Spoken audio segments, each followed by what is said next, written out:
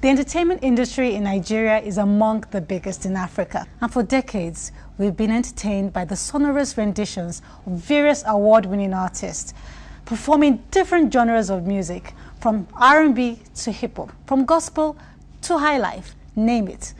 Nigeria is a veritable melting pot of creative talent. We've seen the stars, we've seen the show-stopping performances, but what we don't see, however, are the people behind the scenes, the people who bring it all to light, the people who make it happen. And with me today is one such person. He's a multi-talented, multifaceted, super hyphenated young man. In the industry, he's rated undisputably as one of the top 3 best sound mixing engineers in Nigeria. He's Olaitan, Dada. Hi, Olaitan. Welcome to Dabira. Thank you for joining us. It's my pleasure, really. Thank you. In the industry, you're known as a sound engineer. You're famous for that. Yeah. So how did you start? How did this career in sound engineering start? It started way back in school, in Olabisi Onabanjo University, really, formerly OSU. Okay. I used to live just behind campus. I had a computer in my room, and I was just introduced by a friend of mine to a software called Fruity Loops, and I had this sound system in my room, just a normal deck, and then I had these headphones that had microphones. So I used to play around with production and singing as well, but I realized that I really was deficient in mixing.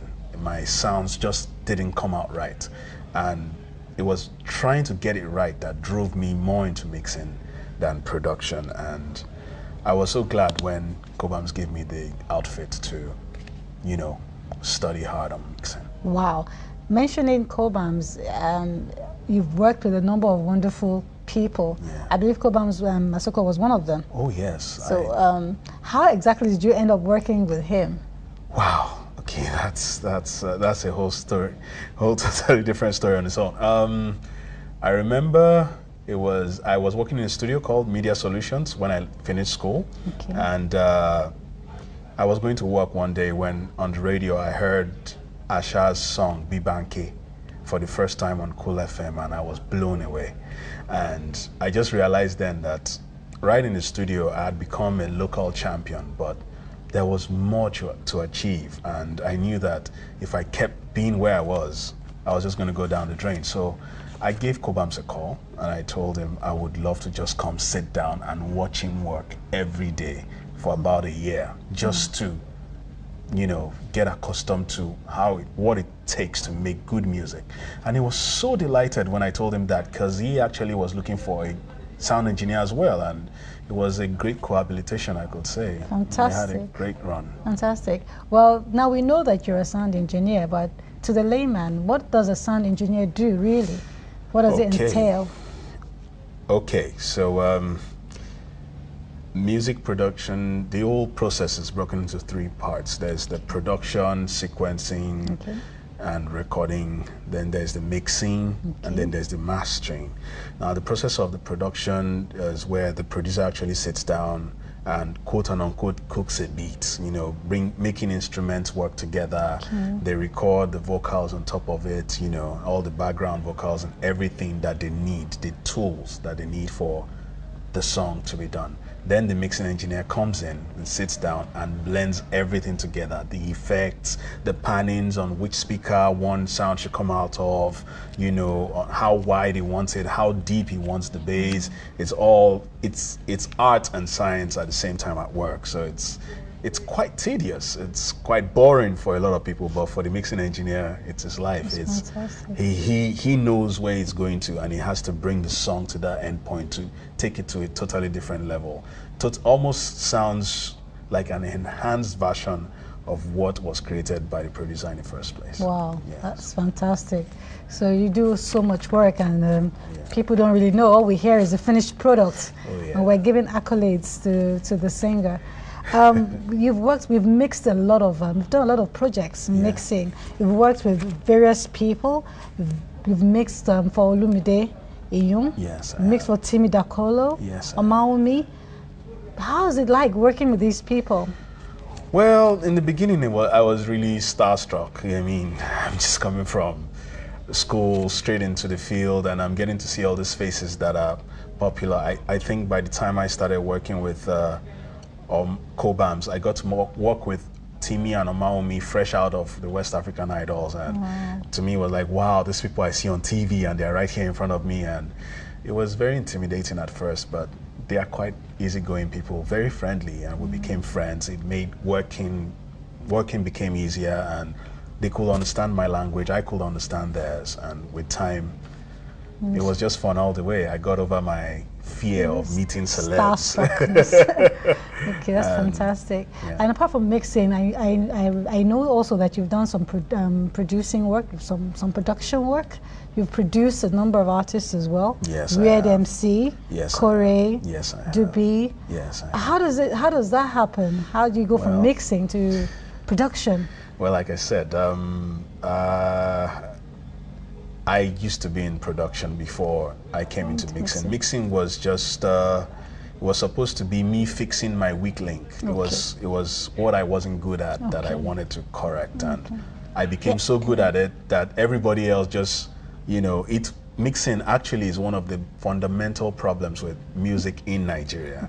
And so once people just know that there is one person or there are a few people that can solve it, they just go all out. So I got bombarded with so much mixing work that I didn't have time for production. I still am bombarded with a lot of mixing work. Yeah. You mentioned that we had a problem in Nigeria about our sound mixing.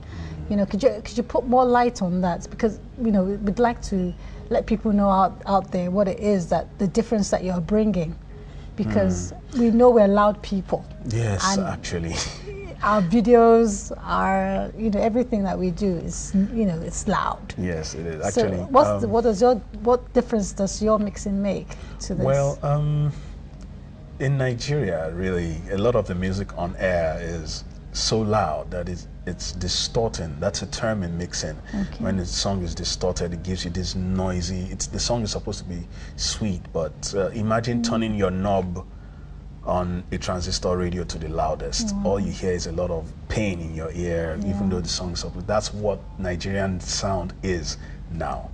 You know, and a lot of people, you know, they just think they know how to mix without really going to study the rudimentaries, and you know, just come out with, okay, let me just move this here, this speaker, let me pour this effects. And mixing is cooking soup. You have to use the right ingredients and pour it in at the right time, the right amount to bring out, you know, and then heat, you know, how long it will boil for, all that needs a whole, you know, process. And it's a science, actually. It's exactly, yet an art. An art. Exactly. Fantastic. So when, you know, bringing all that together, it makes the food come out, you know, nicer. Nice. Perfect. Well, if you say so. Yeah, I do say so, because I've had the opportunity of listening to some of your work, and I'm very, very impressed. Well, I say so. At the beginning, I said you were a super hyphenated young man. What I mean by that is that you are not only a sound engineer, you're not only a production person, you're also a voiceover artist. I'm sure a lot of people don't know that. And you're also a performer. Yes, I am. Could you tell us some of the things that you've done as a voiceover artist, some of those commercials that we've had the privilege of hearing and not knowing whose voice it was behind it? Okay, I'll start with one of the ones that became really popular in Nigeria. I was the voice behind Maltina's jingle. Maltina is the malt that keeps you satisfied. Wow. You know, and I also had the privilege of being on the MTN is 10 jingle.